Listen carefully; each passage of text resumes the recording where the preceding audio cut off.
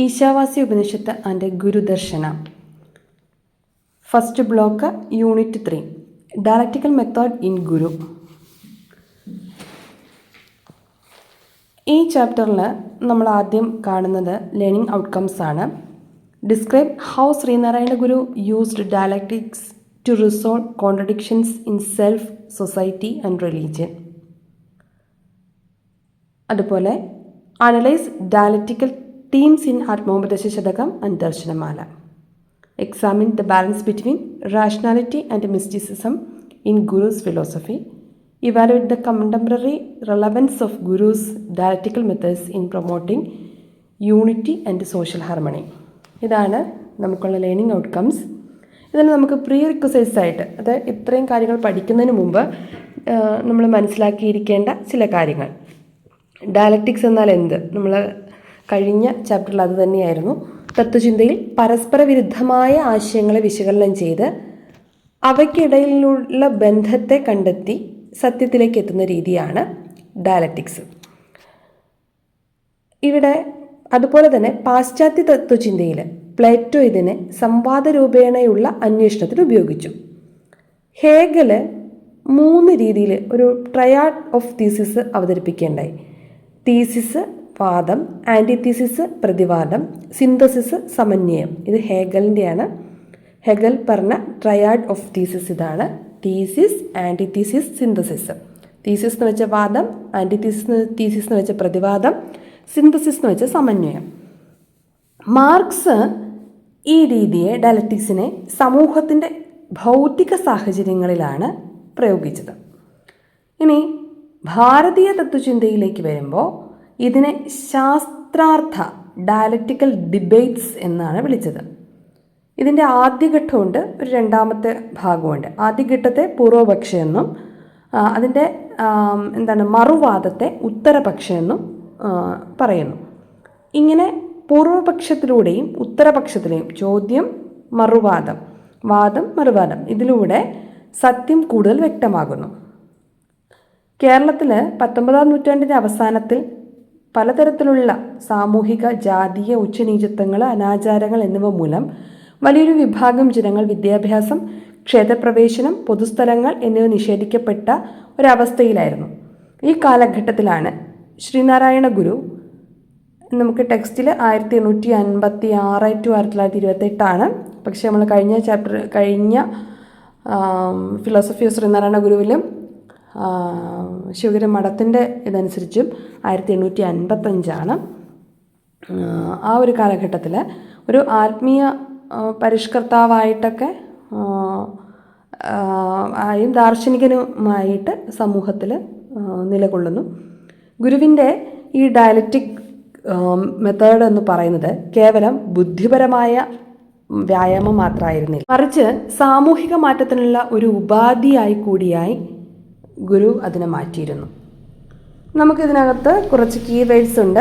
Contradictions, വൈരുദ്ധ്യങ്ങൾ; universal self, പരമാത്മാവ്; bondage, ബന്ധനം; ലിബറേഷൻ, മോക്ഷം; റാഷണാലിറ്റി, യുക്തിചിന്ത; മിസ്റ്റിസിസം, ആത്മീയ നിഗൂഢത; സമയം, അന്യം. ഇത്രയും കീവേഡ്സ് ഈ ചാപ്റ്ററിലേക്ക് കടക്കുമ്പോൾ നമുക്ക് കാണാം.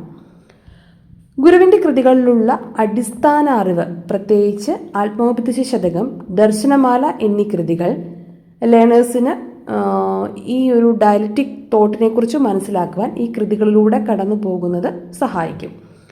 ഈ കൃതികളിലൂടെ അടിസ്ഥാന ദ്വന്ദ്ങ്ങളെ, അതായത് രണ്ടെന്നുള്ളത് നമുക്ക് വൈരുദ്ധ്യാത്മകമായ 2 കാര്യങ്ങൾ, ഒന്ന് ദൃശ്യപ്രപഞ്ചം, കാണുന്ന ലോകം; മറ്റൊന്ന് റിയാലിറ്റി. അതുപോലെ അജ്ഞത, വിജ്ഞാനം; ബോണ്ടേജ്, ലിബറേഷൻ ഇതിനെയൊക്കെ വിശദീകരിക്കുകയും ആ ഏകീകരിച്ച ആ ഒന്നായതിൻ്റെ സാക്ഷാത്കാരത്തിന് ഈ ദ്വന്ദ്ങ്ങളുടെ സമന്വയത്തിലൂടെ സാധ്യമാക്കുന്നതുമാണ് ഈ കൃതികളിലൂടെ പോകുമ്പോൾ നമുക്ക് മനസ്സിലാകുന്നത്. നമ്മളുടെ ചാപ്റ്റർ തുടങ്ങുന്നത് ഡയലക്റ്റിക്സ് ആസ് ഫിലോസഫിക്കൽ മെത്തേഡ് എന്നതിലൂടെയാണ്. ഒരു തത്വശാസ്ത്ര രീതി എന്ന നിലയിൽ ഈ ഡയലക്റ്റിക്സിൻ്റെ ഒരു റോളാണ് നമ്മൾ കാണുന്നത്. ഈ കോൺട്രഡിക്ഷൻസിന്, അതായത് വൈരുദ്ധ്യങ്ങളെ പരിശോധിച്ചുകൊണ്ട് സത്യത്തിലേക്ക് എത്തിച്ചേരുന്ന ഒരു പ്രോസസ്സാണല്ലോ ഡയലറ്റിക്സ്. വെസ്റ്റേൺ തോട്ടിൽ ഹെഗൽ നമ്മൾ കണ്ടു വൈരുദ്ധ്യങ്ങളെ പുരോഗതിയുടെ ചാലകശക്തിയായിട്ടാണ് കണ്ടത്. മാർക്സ് അതിനെന്താക്കിയാണ് സാമൂഹിക മാറ്റത്തിന് ഉള്ള പങ്കിനെയാണ് ഊന്നിയുറപ്പിച്ചത്. ഭാരതീയ ദർശനത്തിലേക്ക് വരുമ്പോൾ ഭാരതീയ ദർശനം തർക്കങ്ങളിലൂടെ ഒരു നിലപാടിനെ ചോദ്യം ചെയ്യുകയും പ്രതിരോധിക്കുകയും തിരുത്തുകയും ചെയ്യുന്ന രീതി മുൻപേ തന്നെ ഇവിടെ നിലനിന്നിരുന്നു. ഗുരുവിൻ്റെ പ്രത്യേകത എന്ന് പറഞ്ഞാൽ ഗുരു ഈ ഡയലറ്റിക് മെത്തേഡിനെ പാണ്ഡിത്യപരമായ തർക്കങ്ങളിൽ മാത്രം ഒതുക്കി നിർത്തിയില്ല, മറിച്ച് സാമൂഹികവും ആത്മീയവുമായ പരിവർത്തനത്തിനുള്ള ഒരു ഉപാധിയാക്കുകയാണ്. ഗുരുദർശനത്തിൽ എന്തൊക്കെ നിലനിൽക്കുന്നു? യുക്തിയും ആത്മീയതയും സാമൂഹിക പരിഷ്കരണവും ഒന്നിച്ചു പ്രവർത്തിക്കുന്നു. യുക്തി, ആത്മീയത, സാമൂഹിക പരിഷ്കരണം ഇത് ഒരുമിച്ച് നിൽക്കുന്നതാണ് ശ്രീനാരായണ ഗുരുവിൻ്റെ ദർശനം. അടുത്തതായിട്ട് നമ്മൾ കാണുന്നത് dialectical themes in Atmopadesa ശതകമാണ്. Atmopadesa Satakam and also Darsanamala. Atmopadesa ശതകത്തിലെയും ദർശനമാലയിലെയും പ്രമേയങ്ങൾ. ഈ കൃതികൾ വൈരുദ്ധ്യാത്മകമായ താരതമ്യങ്ങളിലൂടെയാണ് നിർമ്മിച്ചിരിക്കുന്നത്. അപ്പം ഡയലക്റ്റിക്സിനെ കുറിച്ചാണ് നമ്മൾ പറയുന്നത്. അതുകൊണ്ട് തന്നെയാണ് ഈ ചിന്തയെ എടുക്കേണ്ടത്. വൈരുദ്ധ്യം എന്ന് വെച്ചാൽ രണ്ട് വ്യത്യസ്തമായ ചിന്ത, രണ്ട് എക്സ്ട്രീംസ്, രണ്ട് ചേർന്ന് പോകാൻ സാധ്യതയില്ലാത്ത രണ്ട് എക്സ്ട്രീംസ്. ഇവിടെ അഹന്തയും പരമാത്മാവും, ഈഗോ ആൻഡ് റിയാലിറ്റി. പരിമിതവും മിഥ്യവുമായ ഒന്നാണ് അഹം അല്ലെങ്കിൽ ഞാൻ എന്ന ഈ ഭാവത്തെ ഗുരു പ്രപഞ്ചാത്മാവുമായിട്ട് താരതമ്യം ചെയ്യുന്നു. ഇത് രണ്ട് വിരുദ്ധമാണെന്ന് നമുക്ക് തോന്നാം. എന്നാൽ ആത്മസാക്ഷാത്കാരത്തിലൂടെ സത്യമായ ഞാൻ എന്നത് എന്താകുന്നു? പ്രപഞ്ചബോധം തന്നെയാണെന്ന് ഗുരു പഠിപ്പിക്കുന്നു അല്ലെങ്കിൽ വ്യക്തമാക്കുന്നു.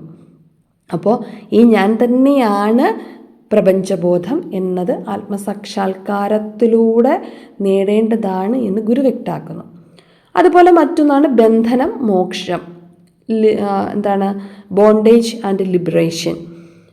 അറിവില്ലായ്മയിൽ പെട്ടുപോകുന്നത് കൊണ്ടാണ് മനുഷ്യൻ ആഗ്രഹങ്ങളാലും കഷ്ടപ്പാടുകളാലും ബന്ധിക്കപ്പെട്ടവനായിട്ട് സ്വയം കരുതുന്നത്. മോക്ഷം എന്നത് പുറമേയുള്ള ഒന്നല്ലെന്നും അറിവില്ലായ്മയാണ് യഥാർത്ഥ ബന്ധനമെന്നും ഗുരു പഠിപ്പിക്കുന്നു. ജ്ഞാനത്തിൻ്റെ രണ്ട് ശക്തികളെപ്പറ്റി ആത്മോപദേശ ശതകത്തിലെ 36, 38 എന്നീ പദ്യങ്ങളെ ആസ്പദമാക്കുന്നതാണ് ഈ ഭാഗം. നമുക്ക് 36ാമത്തെ ശ്ലോകം നോക്കാം. അറിവിന് ശക്തി അനന്തമുണ്ടിതെല്ലാം അറുതിയിടാം സമയന്യ എന്നിവണ്ണം ഇരുപിരുവായി ഇതിൽ അന്യ സാമ്യമാർന്നുള്ളുരുവിലമർന്ന് തെളിഞ്ഞുണർന്നിടേണം. 38 പലവിധമായറിയുന്ന തന്നെയൊന്നായി വിലസുവതാം സമയെന്നുമേലിലോതും നിലയറിഞ്ഞു നിവർന്നു സാമ്യമേലും കലയിലലിഞ്ഞു കലർന്നരുളിടേണം കലർന്നിരുന്നിടേണം. പലവിധമായി അറിയുന്ന തന്നെയൊന്നായി. ഇവിടെ രണ്ട് ശക്തികളെയാണ് പറയുന്നത്. ഒന്ന്, അറിവിന് അനന്തമായ ശക്തികളുണ്ടല്ലോ, അവയെ പ്രധാനമായും രണ്ടായി തരംതിരിക്കുന്നു. ഒന്ന് സമ, മറ്റൊന്ന് അന്യ. അന്യ എന്നുള്ളതിൻ്റെ തുടക്കം ആയാണല്ലോ. അപ്പം ഓർത്തിരിക്കാൻ എളുപ്പം. അന്യ എന്നാൽ അവിദ്യ. അന്യ ആയിൽ തുടങ്ങുന്നു, അതുകൊണ്ട് അത് അവിദ്യ. അപ്പം അതൊന്ന് ശ്രദ്ധിച്ചിരിക്കുക. അതായത് അവിദ്യ എന്ന് പറയുന്നതിന് എന്താ കാര്യം എന്ന് വെച്ചാൽ ഒരേ യാഥാർത്ഥ്യത്തെ പലതായിട്ട് കാണിക്കുമല്ലോ. പലതായി കാണിക്കുന്ന ശക്തിയാണ് അന്യ. ഇത് വൈവിധ്യങ്ങളെയും മിഥ്യാബോധത്തെയും സൃഷ്ടിക്കുന്നു. അതായത് ഈ ഏകത്വത്തെ, റിയാലിറ്റിയെ മറച്ച് നാനാത്വത്തെ, വേൾഡിനെ പ്രകടിപ്പിക്കുന്നു. അതുകൊണ്ട് അന്യ, അവിദ്യ. ഇനി രണ്ടാമത്തെ ശക്തി എന്ന് പറയുന്നത് സമയാണ്. അത് വിദ്യയാണ്. പലതായി കാണുന്നതിനെ ഒന്നായി കാണാൻ സഹായിക്കുന്ന ശക്തിയാണ് സമ. നാനാത്വത്തിന് പിന്നിലെ ഏകത്വത്തെ, യൂണിറ്റിയെ വീണ്ടെടുക്കുക എന്നതാണ് ഇതിൻ്റെ ധർമ്മം. അപ്പോൾ രണ്ട് തരം ശക്തികളെക്കുറിച്ചാണ് ആത്മോപദേശ ശതകത്തിലെ അന്യ സമ എന്ന് പറയുന്ന രണ്ട് ശക്തികളെക്കുറിച്ചാണ് ആത്മോപദേശ ശതകം 36, 38 എന്നീ പദ്യങ്ങളിൽ കാണുന്നത്. അപ്പോൾ നമ്മൾ പറഞ്ഞത് ഡയലക്റ്റിക്സ് ആണ്. ഡയലക്റ്റിക്സ് എന്ന് വെച്ചിട്ടുണ്ടെങ്കിൽ വൈരുദ്ധ്യാത്മകതയെ ചേർത്ത് വെച്ചുകൊണ്ട് തന്നെ ആ യുണിക്കായിട്ടുള്ള റിയലിലേക്ക് എത്തിച്ചേരലാണ്. അപ്പോൾ ഇവിടെ ഒരേ സമയം തന്നെ ഗുരു രണ്ട് കാര്യങ്ങളും പറയണം. ഒന്ന് അന്യശക്തി, ഒന്ന് സമാശക്തി. അപ്പം ഇതിൻ്റെ ലക്ഷ്യം ഈ വൈരുദ്ധ്യങ്ങളെ ചേർത്ത് വെച്ചുകൊണ്ട് അതിനെ നിഷേധിക്കാതെ തന്നെ അവയെ സമന്വയിപ്പിച്ച് യാഥാർത്ഥ്യത്തിൻ്റെ ഉന്നതമായ തലത്തിലേക്ക് എത്തിക്കുക എന്നുള്ളതാണ് ഗുരുവിൻ്റെ രീതി. Rationality and mysticism in a dialectical balance. യുക്തിചിന്തയും മിസ്റ്റിസിസവും. യുക്തിയെയും ആത്മീയതയും എങ്ങനെ ഗുരു ഒരേപോലെ കൊണ്ടുപോയി എന്നതാണ് ഇവിടെ വിശദീകരിക്കുന്നത്. യുക്തിചിന്ത, റാഷണാലിറ്റി. അന്ധവിശ്വാസങ്ങളെയും അർത്ഥശൂന്യമായ ആചാരങ്ങളെയും ഗുരു ശക്തമായി എതിർത്തു. വിദ്യാഭ്യാസത്തിനും ധാർമ്മിക ജീവിതത്തിനും ഗുരു പ്രാധാന്യം നൽകി. ഇതാണ് ഗുരുവിൻ്റെ ദർശനത്തിലെ തത്വം, തീസിസ്. ഇനി മിസ്റ്റിസിസത്തിനെത്തി വരുമ്പോൾ ആത്മാവും പരമാത്മാവും ഒന്നാണെന്ന അദ്വൈത ദർശനത്തെ ഗുരു അവിടുത്തെ കവിതകളിലൂടെ അവതരിപ്പിച്ചു. ഇതാണ് പ്രതിതത്വം, ആൻറ്റി തീസിസ്. നമ്മൾ കാണുന്നുണ്ട് തീസിസ്, ആൻറ്റി തീസിസ്. ഇനി സമന്വയം, സിന്തസിസ്. യുക്തിയും ആത്മീയതയും പരസ്പരം എതിർക്കുന്നവയല്ല, മറിച്ച് പരസ്പര പൂരകങ്ങളാണെന്നാണ് ഗുരു തെളിയിച്ചത്. ഇതിനെ യുക്തിസഹമായ ആത്മീയത, റാഷണൽ മിസ്റ്റിസിസം എന്ന് വിളിക്കാം. അടുത്തതായി നമ്മൾ കാണുന്നത് ഡയലക്റ്റിക്സ് ഇൻ സോഷ്യൽ റിഫോംസ് ആണ്. അതായത് സാമൂഹിക പരിഷ്കരണത്തിലെ ഈ ദ്വന്ദ്വാത്മകത. ഗുരുവിൻ്റെ ദർശനങ്ങൾ കേവലം ഒരു തത്വചിന്തയിൽ ഒതുങ്ങി നിന്നില്ല. അവ സാമൂഹിക മാറ്റത്തിനുള്ള ആയുധങ്ങളായിരുന്നു. ക്ഷേത്രപ്രതിഷ്ഠ.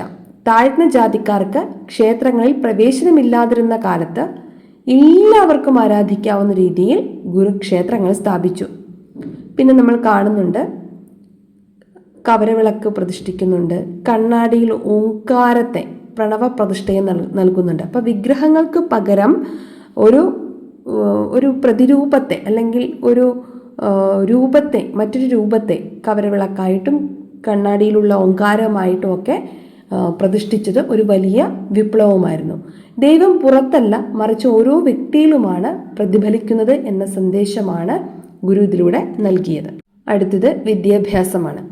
ജാതി നിയമങ്ങളാൽ നിഷേധിക്കപ്പെട്ട അറിവിനെ, ഈ അറിവ് അത് ഇഗ്നോറൻസ് ആണല്ലോ ആ സമയത്തുണ്ടാകുക, ഈ സാർവത്രിക വിദ്യാഭ്യാസത്തിലൂടെ അതായത് യൂണിവേഴ്സൽ ലേണിങ്ങിലൂടെ ഗുരു നേരിട്ടു. ഇത് അറിവില്ലായ്മയും അറിവും തമ്മിലുള്ള പോരാട്ടത്തിൻ്റെ സമന്വയമായിരുന്നു.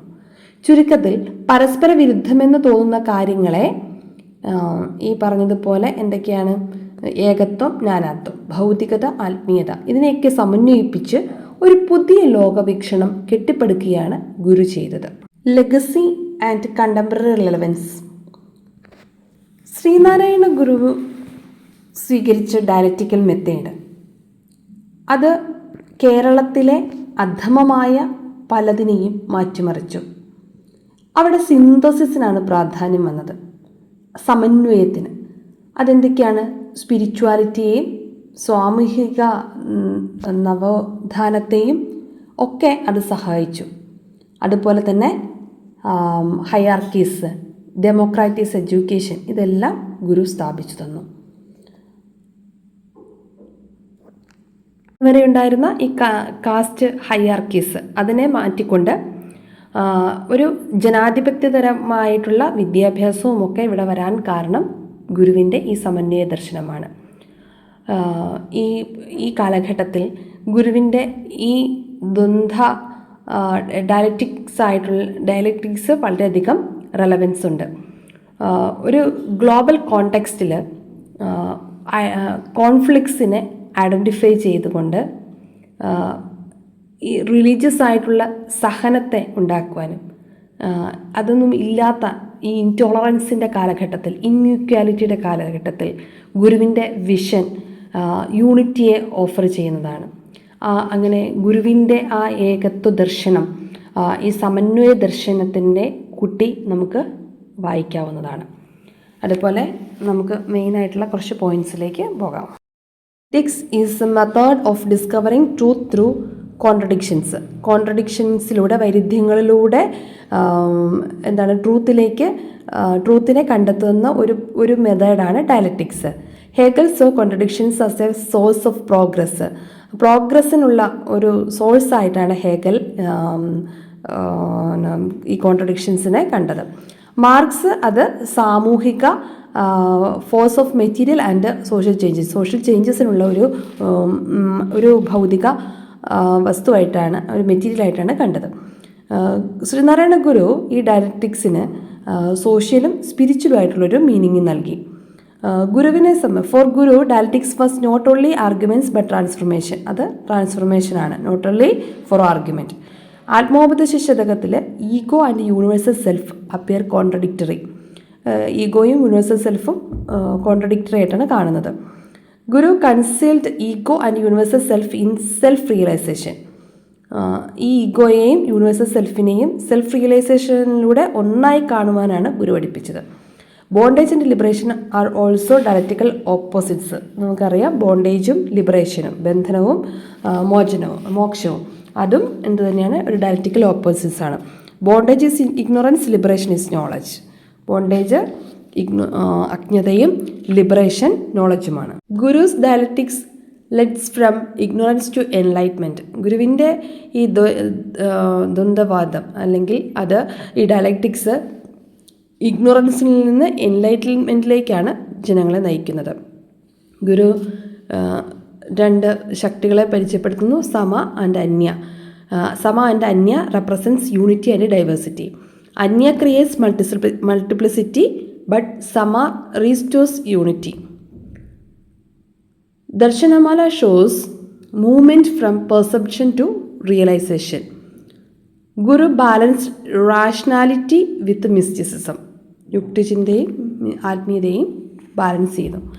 Rationality critics blind faith, mysticism reveals unity.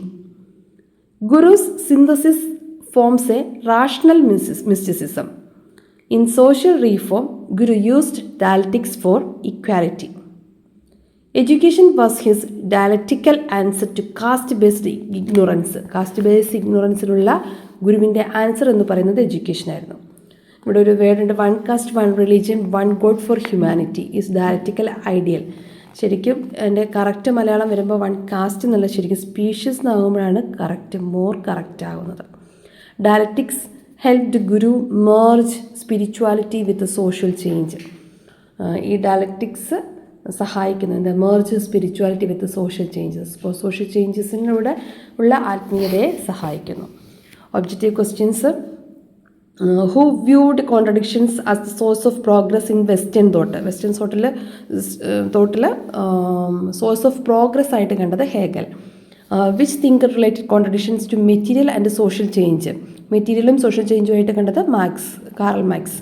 What is the main contradiction discussed in Atmopadesha Shatakam. Atmopadesha ശതകത്തിൽ നമ്മൾ കാണുന്നത് ego versus universal self. In Gurez view, what is the real cause of bondage? And answer ignorance. What happens when ignorance is removed according to Guru? Natural liberation സംഭവിക്കും. What is the function of Anya? The function of Anya is present unity as plurality, creating illusion. അന്യയുടെ പ്രധാന ധർമ്മം unity ആയിട്ടിരിക്കുന്നതിനെ plurality അനേകമായിട്ട് കാണിക്കുക, ഇല്യൂഷനെ create ചെയ്യുക. What is the function of Sama? The function of Sama is to present plurality as unity, restoring oneness. സമയുടെ function എന്ന് പറഞ്ഞാൽ നാനാത്വത്തിനെ യൂണിക്കാക്കുക, ഏകത്വത്തിലേക്ക് കൊണ്ടുവരിക, ആ ഏകതയിലേക്ക് നയിക്കുക എന്നുള്ളതാണ് സമയുടെ function. Which text of Guru presents changes of vision through dialectical movements? അത് ദർശനമാലയാണ്. What social contradictions did Guru challenge through temple consecration? Caste exclusion. What was symbolized by the mirror installation in temples? ശരിക്കും മിറർ അല്ല, പ്രണവമാണ് അവിടെ. Mirror installation in temples. Unity beyond divisions. Divine within. Divine നമ്മുടെ ഉള്ളിൽ തന്നെയാണെന്ന് നമ്മൾ മനസ്സിലാക്കുകയാണ്. What dialectical message is expressed in the statement one caste, one religion, one God for humanity, unity beyond divisions. ഡിവിഷൻസിനപ്പുറത്തുള്ള യൂണിറ്റിയെ കാണിക്കുന്നു. ഇതാണ് ഈ ചാപ്റ്ററിൻ്റെ ഒരു കണ്ടൻറ്റ്.